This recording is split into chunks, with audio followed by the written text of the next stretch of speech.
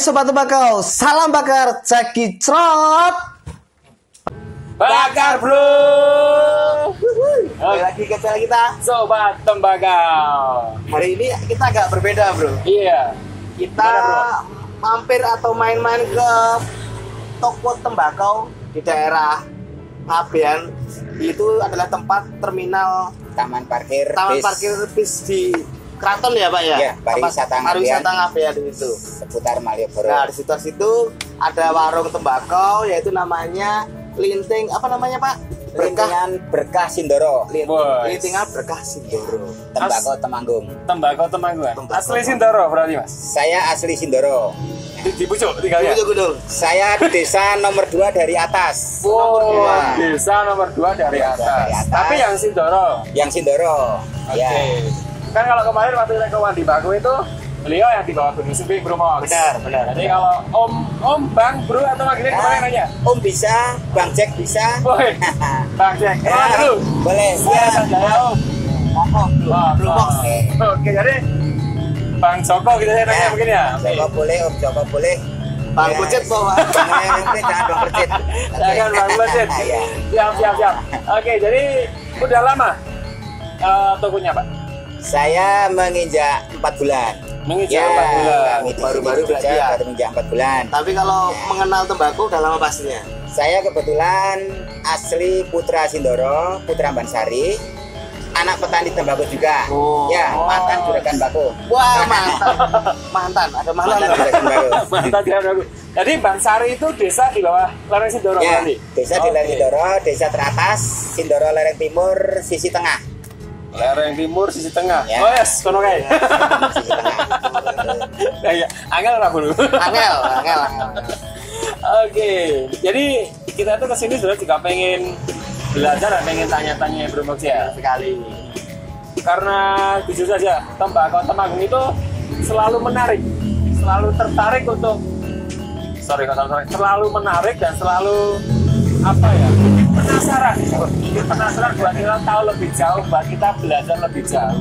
Oke, sampai segitu Dan ya. juga kan tembakau Temanggung itu sangat banyak jenisnya, karena memang beda tempat, beda area, beda Gunung, beda. lereng. Wah, saya bingung kok beda apa? Beda galengan, Beda Beda galengan. galengan, beda kali aja sudah beda. Beda beda makanya rasanya. banyak kupasannya di dalam tembakau Temanggung itu. Iya, betul sekali. Mungkin langsung aja Bro Mox kita Ya, tanya, benar biar sekali. nggak berlama-lama. Ya, Jadi mungkin pertanyaan paling dasarnya mungkin kita mulai dari intro dulu. Ya. Kenapa sih Pak kita harus melinting dan mencoba tembakau Temanggung? Pada dasarnya Temanggung ya, orang Nusantara atau mungkin dunia internasional mengenal Temanggung itu tembakau yang keras, tembakau yang super, tembakau istimewa dengan kadar nikotin yang tinggi. ya. Oke. Kita melihat dari berbagai daerah, semua orang merokok. Sedangkan dalam isi rokok itu terdiri dari berbagai tembakau dari berbagai daerah, Ya, Nusantara terutama. Iya. Bahkan dari pemerintah pun impor tembakau dari luar untuk melengkapi kebutuhan selera masyarakat Indonesia. Ya. Nah, untuk tembakau Oke. Temanggung itu dikenal dengan tembakau lauk, tembakau keras yang pada dasarnya misalkan dalam satu batang rokok itu kita ibaratkan makan, Ya. untuk tembakau lain itu sebagai nasinya, tembakau Temanggung itu diselipkan terakhir sebagai bumbu atau sebagai lauk, sebagai penikmat. Nah, di sini masyarakat atau kita sebagai konsumen yang sebelum melinting tentunya penasaran, kok rokok kalau tidak ada tembakau Temanggung katanya tidak enak. Seperti apa toh kalau hanya tembakau Temanggung? Oke. Kita mencoba melinting murni tembakau ya. Temanggung seperti apa? Oh. Kerasnya seperti apa? Enaknya seperti apa? Terkadang bagi pemula kita nggak kuat. Bagi pemula nggak kuat. Ya, kita nggak kuat dengan karakter tembakau Temanggung. Karena memang sangat Jadi, kerasnya ya, itu ya dari karena tembakau Temanggung itu keras, ya. Memang ya sifatnya untuk yang terakhir kalinya hanya berapa persen dari satu batang rokok itu. Ya. Jadi tembakau temanggung itu hanya sebagai bumbu. Sebagai bumbu yang disebut tembakau laut. Tembakau laut. Ya, tembakau laut. Padahal di mana-mana itu kalau yang namanya lauk itu harusnya kan lebih enak daripada paling enak. nasinya kan. Ya. Nah, tapi ini malah dipakainya sedikit. Itu karena memang karakternya yang unik tadi mungkin kali Ya. Itu ibaratkan kita kalau makan ya. Ya. Itu kalau nasi saja mungkin kita masuk ya. Ya. Sudah ada telur masuk. Untuk menikmatnya kan kita ada daging. Tapi kalau kita makan daging saja kan juga nggak enak. Kalau Ya. tidak dilengkapi dengan yang lain. Ada nasi, ada telur, Iya, ada sayur. pasti hati mantap. Ini sebagai pelengkapnya. Oh. Yang disebut sebagai oke. tembakau laut. Kalau lauknya saja dimakan itu nggak enak. Yeah, masuk akal Bung Bang. Masuk akal sekali. Tapi gini, nek masalah lauk ya, Ya. berarti disayangkan ketika petani Temanggung bukan utama. Karena kan lauk bukan jadikan utama, bro, benar kan? Betul sekali. Tidak selalu menjadikan utama. Kalau utama adalah nasi itu jadi kue pokok. Berarti kan betul. kalau lauk kan hanya sebagai pendamping saja. Sebagai pelengkap. Iya, bukan yang utama. Bukan yang utama, Ya. gitu loh. Karena lauk pasti nanti jadi lauk ini. Ya. Kan beda-beda pasti. Nah, kenapa sih seperti itu gitu loh maksudnya? Yang kita maksud sebagai lauk di sini ya, untuk tembakau Temanggung itu memang apa rasanya ya? Kita kalau sebelum ada tembakau Temanggung itu Iya ya. rasanya hambar. Jadi belum disebut itu sebuah rokok. Jadi hanya kita makan ini hambar. Jadi untuk rasa, untuk tingkat kemareman, nah bahasa kita kan kemareman ya. Kemareman. Ya, kepuasan batin, tingkat emosi itu tingkat kemaremannya kurang. Ya. Gitu loh. Makanya kita berusaha cari yang untuk penikmatnya itu apa toh, biar kita menikmati sebuah hidangan itu Iya. endingnya itu kita nikmat, puas, dan yang pokok itu kita punya kepuasan batin tersendiri. Oh, oke. Jadi mungkin Ini belum ke arah yang Alasannya melintingan seperti ya, itu. baru sebatang rokok yang mengandung ada tembakau Temanggung. Kenapa harus ada tembakau Temanggung? Jenis rokok kretek terutama. oh ya oke. Itu mayoritas pabrikan rokok kretek di Indonesia menggunakan ada campuran tembakau Temanggung, Pak. Hampir semua. Hampir semua menggunakan. menggunakan tembakau Temanggung. Itu semua rokok kretek. Nah, Betul, ini ya. sekarang gini Pak, tembakau Temanggung banyak banget nih jenisnya. Ya. Ada Lamsi. Lamsi. Siapa yang kenal Lamsi Ya, sekarang? ya. Lamsi, Paksi, Tionggang dan Ya. lain sebagainya itu. Ya. Yang paling jadi apa namanya ya? Primadona atau yang paling diburu sama pabrikan rokok sebagai lauk, sebagai pencampur. Ini yang jenis apa sih, Pak? Sebetulnya semua daerah itu diburu semua. Nah, Oke. tinggal kita kan bagaimana caranya menyuguhkan apa yang dibutuhkan oleh pabrik itu sesuai dengan karakter, sesuai dengan tingkat mutu, standar mutu yang pabrik butuhkan. Oke. Terus yang ujungnya itu ada yang disebut tembakau serindil kan. Ya. Itu tembakau serindil tidak bisa dipungkiri. Siapa sih yang nggak memperebutkan serindil? Benar. Oh, Itu iya. sang primadona dari Temanggung. Datangnya tidak tiap tahun, datangnya tidak ke tiap musim. Nah, sekarang untuk selain tembakau serindil, untuk Temanggung tentunya untuk pabrik-pabrik tertentu Ya. itu mempunyai kadar atau mempunyai standar karakter, standar yang kita sebut di sana ada grade. Nah, Ya, ini itu ya. menarik ini. Grade atau total Grade. lah, grade bahasa petani di sana total, bahasa pabrikannya Benar. ya, ya. Nah, itu yang menentukan harga dan standar mutu untuk tembakau Terus Temanggung. tembakau. Kita pernah dengar ini Pak, grade tembakau itu sampai iya belum Mas? Ya. Sampai Nah. I ya. Itu spesifik bedanya itu apa sih Pak? Karena kita sebagai orang awam itu terlihat sama aja. Mungkin saat kita merasakan baru ini seperti ini halus, rasanya yang seperti keras, ini. Nah. hanya merasakan seperti itu, tapi bukan ini grade A, grade B, Iya, belum bisa. itu belum bisa. itu gimana Pak? Cara mengkelas-kelaskannya? Untuk standar mutu atau grade itu untuk Temanggung dimulai dari daun bawah. Daun bawah. Nah, daun bawah itu dari A, B, C, D sampai ke grade yang I. Nah, untuk grade Semakin itu tinggi itu semakin I. tinggi itu I. Jadi dari bawah itu A, semakin ke atas gitu. Nah, terus standar mutu daun tembakau itu dari bawah itu yang paling rendah. Yang paling Nah, rendah. yang paling rendah nanti semakin naik daun ketiga keempat itu bisa dibilang ada standar C. Standar C untuk jenis tembakau rajangan pabrikan itu biasanya masih ada kelir hijau. Nah, masih kuning hijau. Iya benar. Nanti daun di atasnya lagi. Untuk D itu sudah hijaunya sudah hilang, terus sudah kuning, ada kemerah-merahan, coklat kalau bahasa sana merah ya, coklat mengkilap. Gitu. Terus di atasnya lagi nanti ada E itu sudah muncul hitam, merah dan hitam, coklat dan hitam. Dari aroma juga E itu sudah muncul aroma seperti fermentasi kalau kita minum, ya aroma antara kurma ya. Kayak wen itu belum ke arah srintil. Mirip tape gitu bukan? Ya, mirip tape, pokoknya hasil apa ya, kalau kita mengolah fermentasi, minum hasil fermentasi itu ada bau-bau wen, ya, anggur, ada bau kurma, pokoknya antara bau yang mungkin kita di makanan tidak ada lah. Oh, jadi baunya khas. Baunya punya khas, karakter ya, seperti semriwing itu ya, bahasanya, semriwing kecut-kecut gimana lah. Ya. Susah. Dari warna juga pengaruh juga. Tadi kan sempat mengatakan daun atas, daun tengah, dan daun bawah. Ya. Kalau umur pengaruh nggak sih Pak? Umur tembakau yang dipanen saat muda atau sudah cukup umur itu pengaruh nggak? Ya, pengaruh. Biasanya tembakau kalau sudah masa panen, temponya berapa bulan sih Pak? Tembakau dari panen sampai panen. Dari tanam sampai panen itu biasanya 4 bulan. Itu 4 bulan. Ya, sekitar bulan Mei. Tergantung itu nanti tingkat ketinggian tanah. Nah, itu pengaruh juga ke apa namanya? Kalau orang tembakau kan panen pakai mongso, pakai musim, bulan ini tanah kan harus. Itu tingkat tumbuhan nanti biasanya bulan Mei. Yang mulai bulan April kalau tingkat Tegal bergantung nanti ya. Mei, Juni, Juli. Ini awal Agustus biasanya sudah panen. Sekitar 4 bulan itu masa awal panen. Nah, baru kita petik pertama. Nanti kita pilih daun yang bawah. Yang kalau pas pertama kan kita masih masuk grade yang C. Biasanya masih ada hijaunya. Itu untuk standar mutu dan harga masih rendah.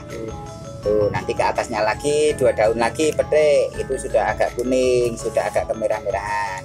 Seterusnya nanti jadi kok tidak satu pohon di langsung jual ya. Iya, kita inilah. Oh, seperti itu. Ya, kita pilih tergantung dari umur tembakau. Sedangkan umur tembakau itu bukan dilihat dari bawah, tapi dilihat dari yang atas. Yang atas itu dulu yang paling tua.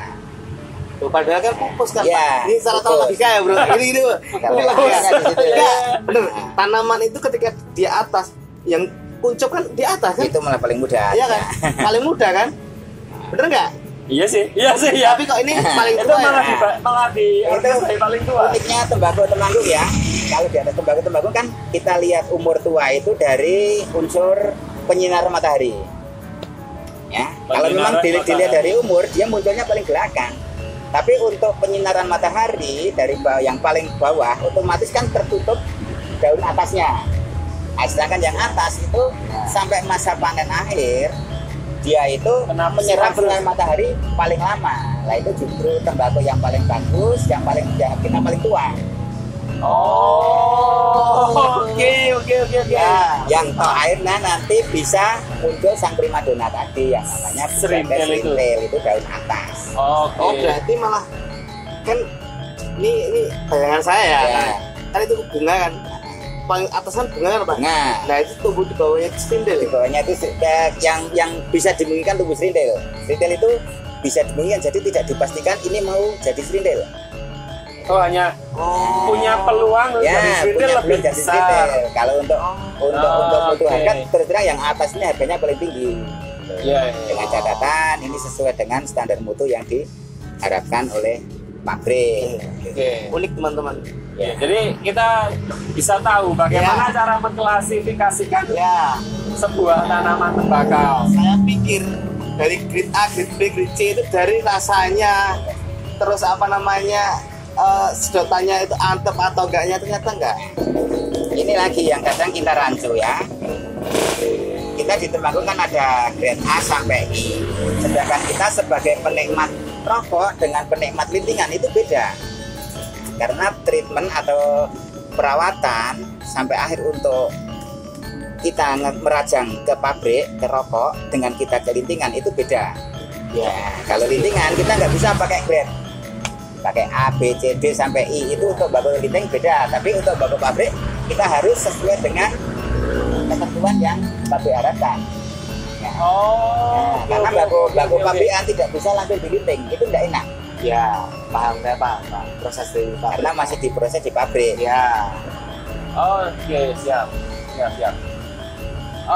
Kalau untuk itu Pak, yang tadi Pak, yang jenis tembakau apa namanya kayak lamsi, tionggang, pelalo, sama paksi. Ada paksi. Bahkan saya baru dengar lagi 2 nama, Swanbin dan Swanting. Ya. Itu cara mengklasifikasinya bagaimana Pak? Kita berawal dari lamsi ya. Lamsi, ya. Lamsi itu kita kenal dari Gunung Sumbing. Itu dari lereng timur ke utara. Dari timur ke utara. Dari lereng Sumbing timur ke utara. Sorry, kita ngelihatnya dari mana? Kita lihatnya dari tepinya matahari atau dari Temanggung, dari timur. Oh, timur. Ya. Timur. Berarti dari Temanggung. Nah, dari Temanggung. Kita dari Temanggung. Itu gunung kan menghadap, sedangkan Sumbing itu di selatan Temanggung, Sindoro di barat Temanggung, Gunung Prau di barat utara Temanggung. Kita melihatnya dari Temanggung atau dari sisi timur, searah matahari ya. Kita menghadap sesuai dengan arah matahari. Itu Lamsi itu Sumbing sisi timur dan utara. Sisi timur dan utara. Di Kabupaten Temanggung. Di Kabupaten Temanggung. Terus ada lagi Tualo atau Tualo. Nah, itu Sumbing bagian barat atau utara barat ke selatan. Itu sudah memasuki area Wonosobo. Itu yang Tualo ya. Tualo. Terus kita ke utara. Ke utara ada Sindoro itu didominasi oleh mbako Tionggan. Dari lereng selatan Sindoro ke timur, lereng timur bagian tengah itu Tionggan. Ya, dari nanti ada kecamatan Kledong sebagian ya ke timur. Kecamatan Bansari itu rata-rata yang daerah Tionggan. Sudah ini Sindoro tengah, lereng Sindoro sisi timur, wilayah tengah.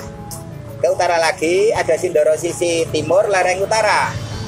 Itu ada namanya Mbako Paksi sampai ke arah Jompret. Itu kecamatan Ngadirjo, kecamatan. Ada lagi yang tadi sampean katakan ada Swanbin. Itu Gunung Prau.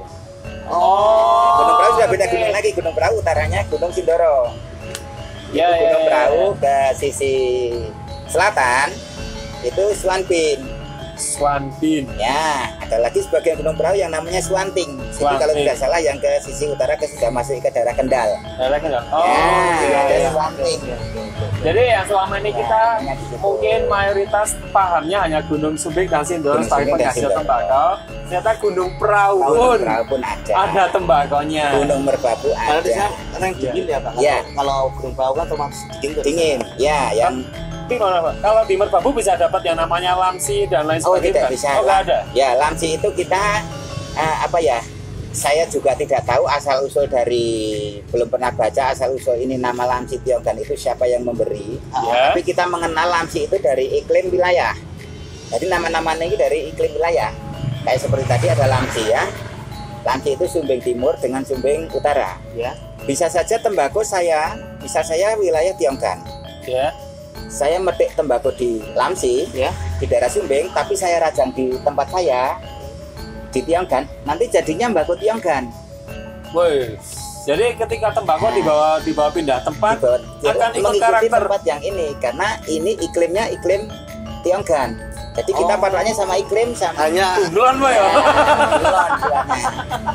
Jadi kan tidak.